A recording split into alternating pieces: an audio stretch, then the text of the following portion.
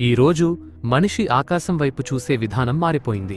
ఒకప్పుడు నక్షత్రాలను చూసి ఆశ్చర్యపడ్డ మనిషి ఇప్పుడు ఆ నక్షత్రాల వెనుక ఏముంది అని ప్రశ్నిస్తున్నాడు. ఈ విశ్వం ఒక్కటేనా అనే సందేహం ఇప్పుడు తాత్విక ప్రశ్న కాదు, శాస్త్రీయ ప్రశ్నగా మారింది. మనం చూస్తున్న ఈ ఆకాశం, ఈ గెలాక్సీలు, ఈ కాల ప్రవాహం ఇవన్నీ నిజంగా అంతిమ సత్యమా, లేక ఇవి ఒక పెద్ద సత్యానికి చిన్న ప్రతిబింబాలా? ఆధునిక శాస్త్రం మల్టీవర్స్ అని పిలుస్తున్న ఈ భావన నిజంగా కొత్తదా, లేక వేల సంవత్సరాల క్రితమే మన ఋషులు దీనిని వేరే భాషలో, వేరే అనుభూతిలో చెప్పారా? ఒకవైపు టెలిస్కోపులు, సమీకరణాలు, క్వాంటం సిద్ధాంతాలు, మరోవైపు ధ్యానం, శ్లోకాలు, పురాణ ఉపమానాలు. ఈ రెండు ప్రపంచాలు నిజంగా వేర్వేరా, లేక ఒకే సత్యాన్ని రెండు దారుల్లో అన్వేషిస్తున్నాయా? ఈ ప్రశ్నతోనే ఈ ప్రయాణం మొదలవుతుంది. 20 నిమిషాల నిడివి ఉన్న ఈ వీడియోని చివరి వరకు చూడండి. సైన్స్ మరియు వేదాల మధ్య ఉన్న అద్భుతమైన సంబంధాలు, ముఖ్యంగా ప్యారలల్ యూనివర్స్, టైం మరియు టైం డైలేటేషన్, శివతాండవం, కాస్మిక్ డాన్స్ వంటి కాన్సెప్ట్లపై మీకున్న ఆలోచనలను మార్చేస్తాయి. మన వేదాలు ఎంత గొప్పవో వాటిని సైన్స్ ఎంతగా గౌరవిస్తుందో చూడండి. మరి ఇంకెందుకు ఆలస్యం? Ladies and gentlemen, your attention please. This is Dr. Paspati Raj and welcome to my channel. ఈరోజు ఆధునిక శాస్త్ర ప్రపంచం ఒక విచిత్రమైన మలుపు వద్ద నిలబడి ఉంది. ఎన్నో శతాబ్దాల పాటు ఈ విశ్వం ఎలా పనిచేస్తుంది అనే ప్రశ్నకు సమాధానం వెతికిన మనిషి ఇప్పుడు మెల్లగా మరో ప్రశ్న వైపు తిరుగుతున్నాడు. ఈ విశ్వం నిజంగా ఒక్కటేనా అనే ప్రశ్న. మనం చూస్తున్న ఈ ఆకాశం, ఈ నక్షత్రాలు, ఈ గెలాక్సీలు, ఈ కాలం, ఈ స్థలం ఇవన్నీ కలిపి ఒకే ఒక సృష్టియేనా, లేక మనకు కనిపించని, మన అనుభవానికి అందని కానీ సమాంతరంగా ఉన్న మరెన్నో విశ్వాలున్నాయా? ఈ ప్రశ్న ఇప్పుడు కేవలం తత్వవేత్తల దగ్గర మాత్రమే లేదు. ఇది నోబెల్ స్థాయి శాస్త్రవేత్తల చర్చల్లో ఉంది. Multiverse, parallel universe, bubble universes, eternal inflation వంటి పదాలు ఇప్పుడు సైన్స్లో సాధారణ పదాలయ్యాయి. కానీ ఇక్కడ ఒక ఆశ్చర్యకరమైన నిజం ఉంది. ఈ ప్రశ్నలు మనకు కొత్తగా అనిపించినా ఈ భావనలు భారతీయ చింతనకు కొత్తవి కావు. వేల సంవత్సరాల క్రితమే వేదాలు, ఉపనిషత్తులు, పురాణాలు ఈ విశ్వాన్ని ఒకే పరిమితుల్లో లేదా సూత్రంలో బంధించలేదు. అవి సృష్టిని ఒక స్థిరమైన వస్తువుగా కాదు, ఒక నిరంతర ప్రక్రియగా చూశాయి. అవి విశ్వాన్ని ఒకే కథగా కాదు, అనంతమైన అధ్యాయాల సమాహారంగా చూశాయి. పురాణాల్లో ఉపయోగించే బ్రహ్మాండం అనే పదం ఆధునిక మల్టీవర్స్ భావనకు మొదటి సంకేతం. బ్రహ్మ అంటే సృష్టి చైతన్యం లేదా విస్తరణ. అండం అంటే గుడ్డు. అంటే బ్రహ్మాండం అనేది ఒక మూసి ఉన్న విశ్వ వ్యవస్థ. మనం నివసిస్తున్న ఈ విశ్వం ఒక అండం లాంటిది. దీనికి తనకంటూ ఒక జననం ఉంది, ఒక వికాసం ఉంది, ఒక లయం ఉంది. కాని పురాణాలు ఇక్కడ ఆగిపోవు. అవి స్పష్టంగా చెబుతాయి, ఇలాంటి బ్రహ్మాండాలు ఒకటే కాదు, అనేకం. విష్ణు పురాణంలో మరియు చైతన్య చరితామృతంలో వచ్చే భావనను పరిశీలిస్తే ఇది మరింత స్పష్టమవుతుంది. అక్కడ ఒక శ్లోకం మనకు కనిపిస్తుంది. కోటిశః బ్రహ్మాండానాం తేషు తేషు జగదండనాథాః. దీని భావార్థం ఏమిటంటే కోట్ల కొద్ది బ్రహ్మాండాలు ఉన్నాయి. ప్రతి బ్రహ్మాండానికి ఒక అధిపతి బ్రహ్మ ఉన్నాడు. ఒక ప్రత్యేక నియమ వ్యవస్థ ఉంది. ఇక్కడ కోటి అనే పదాన్ని కేవలం కోటి అనే సంఖ్యగా కాకుండా అనంతం అనే భావంలో చూడాలని విశ్లేషకులు భావిస్తున్నారు. అంటే లెక్కపెట్టలేనన్ని విశ్వాలు. ఇది ఆధునిక శాస్త్రంలో చెప్పే మల్టీవర్స్ భావనకు ఎంత దగ్గరగా ఉందో గమనించాలి. ఎటర్నల్ ఇన్ఫ్లేషన్ సిద్ధాంతం ప్రకారం విశ్వ విస్తరణ ప్రక్రియ ఒకచోట ఆగి ఒక విశ్వంగా బబుల్ యూనివర్స్ మారుతుంది. కాని మిగతా చోట్ల ఆ విస్తరణ ప్రక్రియ కొనసాగుతూనే ఉంటుంది. అలా నిరంతరం కొత్త కొత్త విశ్వాలు పుడుతూనే ఉంటాయి. ప్రతి విశ్వం ఒక బబుల్ లాంటిది. ఇదే పురాణాల్లో చెప్పిన జగదండాలు. మహావిష్ణువు భావనను పరిశీలిస్తే ఇది కేవలం ఒక పౌరాణిక కథ మాత్రమే కాదని, ఒక సంక్లిష్టమైన కాస్మిక్ మోడల్ అని అర్థమవుతుంది. పురాణాలు చెబుతాయి, మహావిష్ణువు కారణోదక సముద్రంలో యోగ నిద్రలో శయనించి ఉంటాడు. ఆయన శరీరం నుండి బ్రహ్మాండాలు ఉద్భవిస్తాయి. ఆయన శ్వాసలో సృష్టి, నిశ్వాసలో లయం జరుగుతుంది. బ్రహ్మ సంహితలోని శ్లోకం ఈ ప్రక్రియను అద్భుతంగా వివరిస్తుంది. యస్య నిశ్వసితకాలమధావలంబ్య జీవంతి లోమవిలజ జగదండనాథాః విష్ణుర్మహాన్ స ఇహ యస్య కళావిశేషో గోవిందమాదిపురుషం తమహం భజామి. దీని అర్థం, మహావిష్ణువు ఒక్కసారి శ్వాస విడిచి తిరిగి పీల్చుకునే లోపే అసంఖ్యాకమైన బ్రహ్మాండాలు ఆయన రోమకూపాల నుండి పుట్టి కొంతకాలం ఉండి తిరిగి ఆయనలో లీనమవుతాయి. ఇక్కడ శ్వాస అనేది మానవ శ్వాస కాదు, అది ఒక సార్వత్రిక చక్రానికి, కాస్మిక్ సైకిల్ సంకేతం. ఆధునిక ఫిజిక్స్లో కూడా ఇదే భావన మళ్లీ కనిపిస్తుంది. బిగ్ బాంగ్ ఒకసారి మాత్రమే జరిగిందా, లేక అది ఒక నిరంతర ప్రక్రియలో భాగమా? కొంతమంది శాస్త్రవేత్తలు విశ్వం పుడుతుంది, విస్తరిస్తుంది, చివరికి లయమవుతుంది, మళ్లీ పుడుతుంది అనే సైక్లిక్ యూనివర్స్ మోడల్స్ ను ప్రతిపాదిస్తున్నారు. ఇది పురాణాల కాలచక్ర భావనకు చాలా దగ్గరగా ఉంటుంది. పురాణాలలో చెప్పబడిన సృష్టి క్రమానికి మరియు నేటి ఆధునిక విజ్ఞాన శాస్త్రానికి మధ్య ఉన్న పోలికలు చాలా ఆశ్చర్యాన్ని కలిగిస్తాయి. మహావిష్ణువు నిద్రిస్తున్నట్లు చెప్పబడే కారణోదక సముద్రం ఆధునిక భౌతిక శాస్త్రంలోని క్వాంటమ్ వాక్యూమ్ లేదా శక్తితో నిండిన శూన్యం వంటిది. ఆయన రోమకూపాల నుండి అనంతమైన విశ్వాలు పుట్టుకొస్తాయని పురాణాలు చెబితే, సైన్స్ దానిని సింగులారిటీ లేదా విశ్వం పుట్టే కేంద్ర బిందువులుగా అభివర్ణిస్తోంది. మహావిష్ణువు తన శ్వాసను విడిచినప్పుడు నిశ్వాసం కోట్లాది బ్రహ్మాండాలు బయటకు వచ్చి విస్తరిస్తాయి. దీనినే సైన్స్ విశ్వ విస్తరణ, ఎక్స్పాన్షన్, ఇన్ఫ్లేషన్ అంటోంది. అలాగే ఆయన తిరిగి శ్వాస పీల్చుకున్నప్పుడు ఉచ్ఛ్వాసం, ఆ విశ్వాలన్నీ తిరిగి ఆయనలోకి కలిసిపోతాయి. దీనిని శాస్త్రవేత్తలు బిగ్ క్రంచ్ లేదా విశ్వ సంకోచంగా పిలుస్తారు. మన పురాణాలు చెప్పే కోటి బ్రహ్మాండాల భావన నేటి శాస్త్రవేత్తలు ప్రతిపాదిస్తున్న బబుల్ మల్టీవర్స్ సిద్ధాంతానికి అత్యంత దగ్గరగా ఉంటుంది. కాలమనేది స్థిరమైనది కాదని, అది పరిశీలకుడిపై ఆధారపడి మారుతుందని ఆల్బర్ట్ ఐన్స్టీన్ తన సాపేక్షతా సిద్ధాంతం థియరీ ఆఫ్ రిలేటివిటీ ద్వారా నిరూపించాడు. అయితే ఈ టైం డైలేషన్ భావనను పురాణాలు కకుద్మి మహారాజు కథ ద్వారా వేల ఏళ్ల క్రితమే వివరించాయి. కుశస్థలి రాజ్యానికి అధిపతి అయిన కకుద్మి తన కుమార్తె రేవతికి తగిన వరుడిని వెతకడానికి బ్రహ్మలోకానికి వెళ్తాడు. అక్కడ బ్రహ్మదేవుడు గంధర్వుల సంగీత కచేరీని వింటూ ఉంటాడు. కకుద్మి ఆ కచేరీ పూర్తయ్యే వరకు వేచి ఉంటాడు. బ్రహ్మలోక కాలమానం ప్రకారం అది కేవలం 1 గంట లేదా అంతకంటే తక్కువ సమయం మాత్రమే. కచేరీ ముగిశాక కకుద్మి తన వద్ద ఉన్న వరుల జాబితాను బ్రహ్మకు వినిపిస్తాడు. అప్పుడు బ్రహ్మ గట్టిగా నవ్వి ఇలా అంటాడు, ఓ రాజా, నీవు ఇక్కడ వేచి ఉన్న ఈ కొద్ది సమయంలోనే భూమి మీద 27 చతుర్యుగాలు గడిచిపోయాయి. నీవు వరులుగా అనుకున్నవారు, వారి కొడుకులు, మనవళ్ళు, వారి వంశాలు కూడా భూమి మీద మిగలలేదు.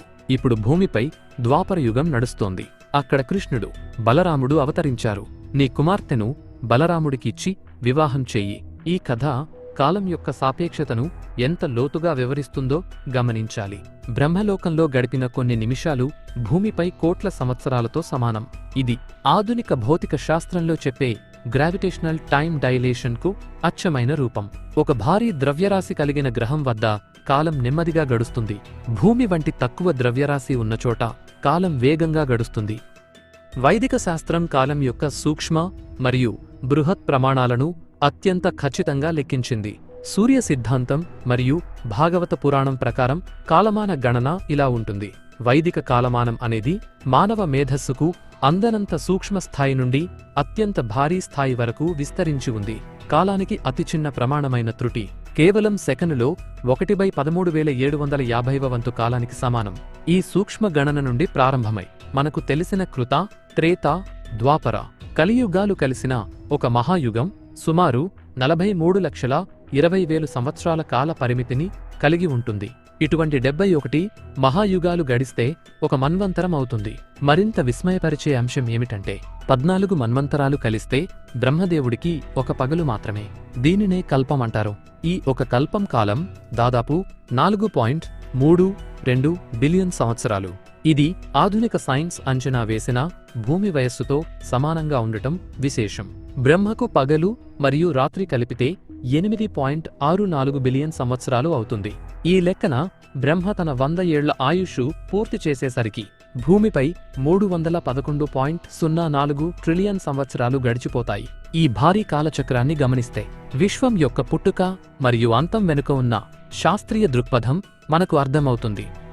కకుద్మి కథలోని గణితాన్ని పరిశీలిస్తే బ్రహ్మలోకంలో ఒక సంగీత కచేరీ సమయం సుమారు 1 గంట 3600 సెకండ్లు అనుకుంటే అది భూమిపై 27 చతుర్యుగాలకు సమానం.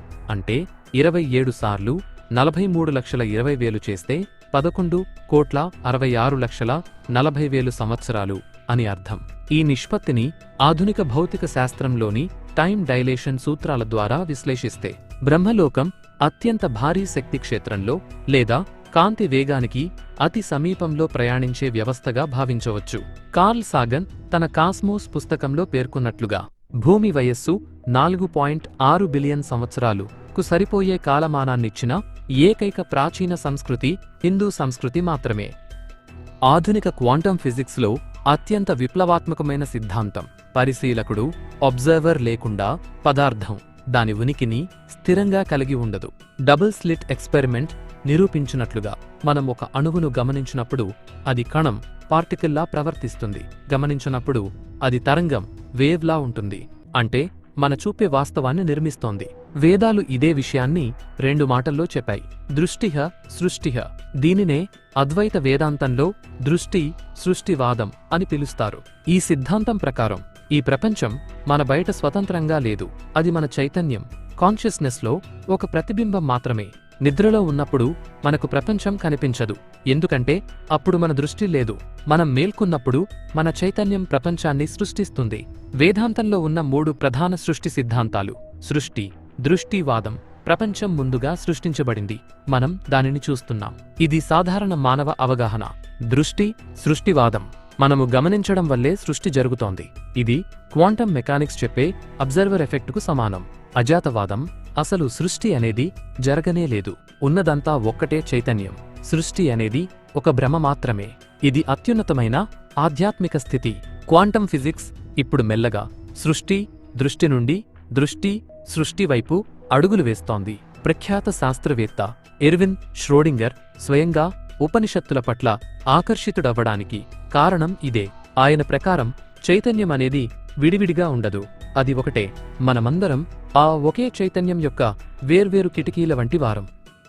నేడు ఎలన్ మాస్క్ వంటి పారిశ్రామికవేత్తలు, అనేక మంది కంప్యూటర్ శాస్త్రవేత్తలు సిమ్యులేషన్ థియరీ గురించి మాట్లాడుతున్నారు. మనం ఒక అత్యున్నతమైన కంప్యూటర్ ప్రోగ్రాంలో లేదా ఒక వీడియో గేమ్లో పాత్రలం మాత్రమే అయుండవచ్చు అనేది వారి వాదన. నిజమైన వాస్తవం వేరే ఎక్కడో ఉంది. మనకు కనిపిస్తున్నదంతా కేవలం ఒక సాఫ్ట్వేర్ సృష్టించిన భ్రమ అని వారు అంటారు. వేల సంవత్సరాల క్రితమే వేదాంతం దీనిని మాయా అని పిలిచింది. మాయ అంటే ఏది లేదో అది. మనకు కనిపిస్తున్న ఈ నామరూపాలు నిజమైనవి కావు, అవి ఒకే సత్యంపై కప్పబడిన పొరలు మాత్రమే. నేటి ఆధునిక శాస్త్రవేత్తలు చర్చిస్తున్న సిమ్యులేషన్ థియరీ మన పూర్వీకులు ఎప్పుడో చెప్పిన మాయావాదానికి అద్దం పడుతోంది. ఈ సిద్ధాంతం ప్రకారం మనం చూస్తున్న ఈ లోకం ఒక ఉన్నతమైన కంప్యూటర్ ప్రోగ్రాం వంటిది. ఇందులో బ్రహ్మ లేదా ఈశ్వరుడు ఒక సూపర్ ప్రోగ్రామర్ అయితే ఈ సృష్టి మొత్తం ఆయన రాసిన కోడ్ ద్వారా నడుస్తోంది. వేదాల ప్రకారం ఆ సృష్టికి మూలమైన శబ్దం లేదా ఓంకారం అనే ప్రకంపనలే వైబ్రేషన్. నేటి డిజిటల్ భాషలో బిట్ లేదా ఇన్ఫర్మేషన్ వంటివి. మనం జీవిస్తున్న ఈ జగత్తు లేదా సంసారం అనేది ఒక అత్యున్నతమైన వర్చువల్ రియాలిటీ ఆట వంటిది. ఇందులో జీవాత్మ అనేది ఒక అవతార్ లాగా పనిచేస్తుంది. అంటే ఒక గేమ్లో మనం ఎంచుకునే పాత్రలాంటిదన్నమాట. ఈ మాయా లోకం నుండి, అంటే ఈ సిమ్యులేషన్ గేమ్ నుండి శాశ్వతంగా బయటకు రావడాన్నే మన పురాణాలు మోక్షం లేదా ముక్తి అని పిలుస్తున్నాయి. మన చుట్టూ ఉన్నది అంతా భ్రమ అని గుర్తించడమే ఈ డిజిటల్ మాయను ఛేదించే మొదటి అడుగు. భాగవత పురాణంలో మార్కండేయ మహర్షికి కలిగిన దర్శనం దీనికి అద్భుతమైన ఉదాహరణ. మార్కండేయుడు ఒకానొక ప్రళయ సమయంలో అగాధమైన నీటిలో కొట్టుకుపోతుంటాడు. అప్పుడు అతనికి ఒక మర్రి ఆకుపై పడుకున్న చిన్న బాలుడు బాలకృష్ణుడు కనిపిస్తాడు. ఆ బాలుడు ఊపిరి పీల్చుకున్నప్పుడు మార్కండేయుడు అతని కడుపులోకి వెళ్తాడు. అక్కడ మార్కండేయుడు మళ్లీ మొత్తం ప్రపంచాన్ని చూస్తాడు. సూర్యుడు, నక్షత్రాలు, అరణ్యాలు, పర్వతాలు అన్నీ యథాతథంగా అక్కడ ఉంటాయి. తిరిగి ఆ బాలుడు ఊపిరి విడిచినప్పుడు మార్కండేయుడు బయటకు వస్తాడు. ఈ కథ సృష్టి అనేది ఆ పరమాత్మలోని ఒక సంకల్పం లేదా ఒక ఆలోచన మాత్రమే అని చెబుతుంది. యోగా వాసిష్టం అనే గ్రంథంలో సృష్టిని లీలా, డివైన్ ప్లే అని వర్ణించారు. అంటే భగవంతుడు ఎటువంటి స్వార్థం లేదా అవసరం లేకుండా కేవలం వినోదం కోసం ఈ విశ్వాన్ని సృష్టించాడు. ఇది ఒక గేమర్ ఒక గేమ్ను ఆడటం వంటిది. నేటి శాస్త్రవేత్తలు విశ్వం అనేది ప్రాథమికంగా పదార్థం, మ్యాటర్తో కాదు, సమాచారం, ఇన్ఫర్మేషన్తో నిర్మించబడిందని అంటున్నారు. వేదాలు ఇదే విషయాన్ని శబ్దబ్రహ్మం అని చెప్పాయి. అథర్వ వేదంలో మరియు బౌద్ధ గ్రంథాలలో ఇంద్రుని వల అనే ఒక అద్భుతమైన రూపకం ఉంది. దేవరాజైన ఇంద్రుని భవనంలో ఒక అనంతమైన వల నెట్ వేలాడదీయబడి ఉంటుంది. ఆ వలలోని ప్రతి కణుపు నోడ్ వద్ద ఒక మెరిసే మణి ఉంటుంది. ఆశ్చర్యకరమైన విషయమేమిటంటే, ఒక మణిని మనం పరిశీలిస్తే ఆ మణిలో మిగతా అనంతమైన మణుల ప్రతిబింబాలు కనిపిస్తాయి. అంటే ప్రతి ఒక్క మణిలోనూ మొత్తం వల యొక్క సమాచారం నిక్షిప్తమై ఉంటుంది. ఈ ప్రాచీన రూపకం ఆధునిక భౌతిక శాస్త్రంలోని హోలోగ్రాఫిక్ ప్రిన్సిపల్కు అచ్చమైన ప్రతిబింబం. హోలోగ్రామ్ అనే చిత్రంలో ఒక ప్రత్యేకత ఉంటుంది. ఆ చిత్రం యొక్క ఏ చిన్న ముక్కను తీసుకున్నా అందులో పూర్తి చిత్రానికి సంబంధించిన సమాచారం ఉంటుంది. అంటే సూక్ష్మంలో మోక్షం లేదా ప్రతి అణువులోనూ అనంతమైన విశ్వం దాగి ఉంటుంది. డేవిడ్ బోమ్ వంటి ప్రసిద్ధ భౌతిక శాస్త్రవేత్తలు విశ్వమనేది ఒక హోలోగ్రామ్ అని, ఇక్కడ ప్రతి భాగం మిగతా అన్ని భాగాలతో అనుసంధానమై ఉంటుందని క్వాంటమ్ ఎంటాంగిల్మెంట్ వాదించారు. ఈశావాస్య ఉపనిషత్తులో వచ్చే ఒక మంత్రం దీనిని ఇంకా స్పష్టంగా చెబుతుంది.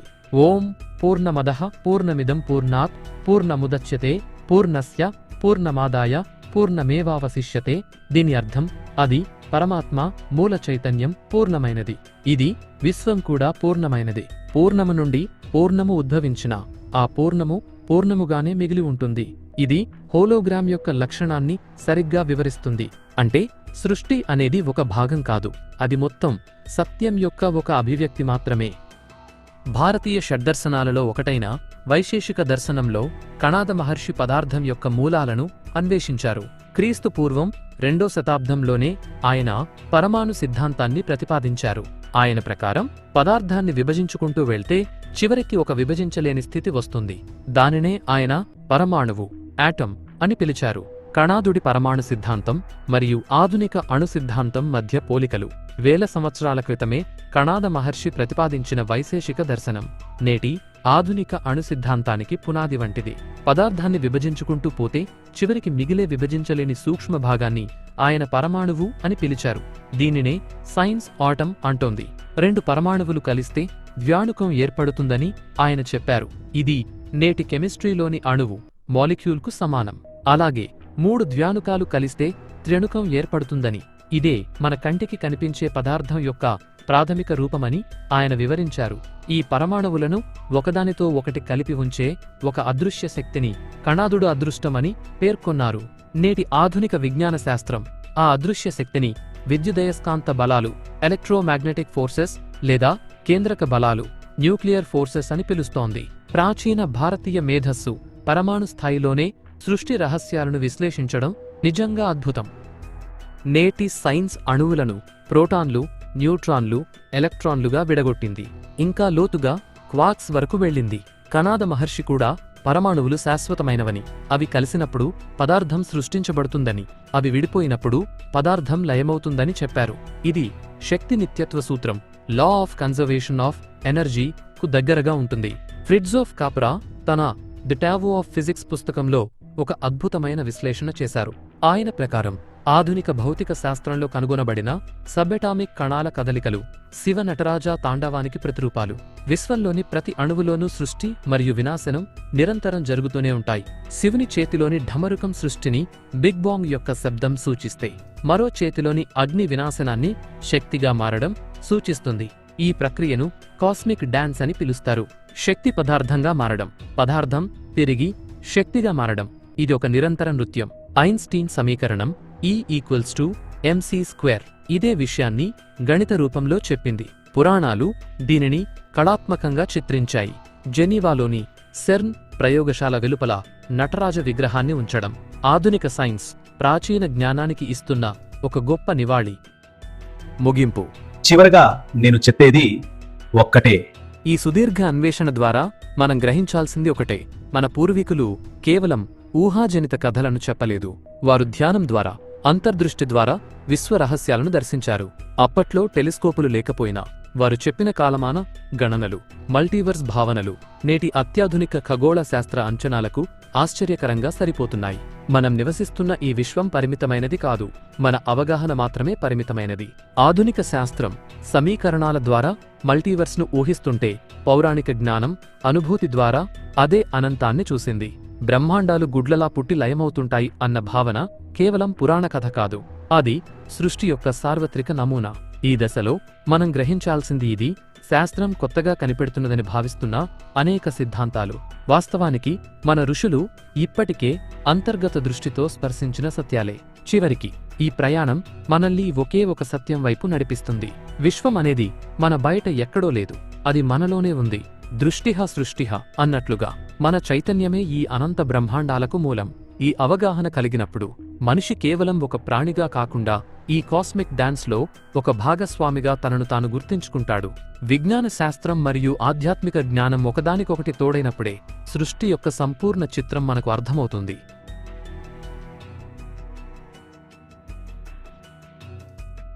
ఈ టాపిక్ మీద మీ అభిప్రాయాలను కింద కామెంట్స్ రూపంలో షేర్ చేసుకోండి. మీకు నా వీడియో అండ్ నా ఎక్స్ప్లనేషన్ నచ్చినట్లయితే ప్లీజ్ లైక్ అండ్ షేర్. రెగ్యులర్గా నా వీడియో అప్డేట్స్ కావాలనుకుంటే మాత్రం తప్పకుండా నా యూట్యూబ్ ఛానల్ని సబ్స్క్రైబ్ చేసుకోవడం మాత్రం మర్చిపోకండి.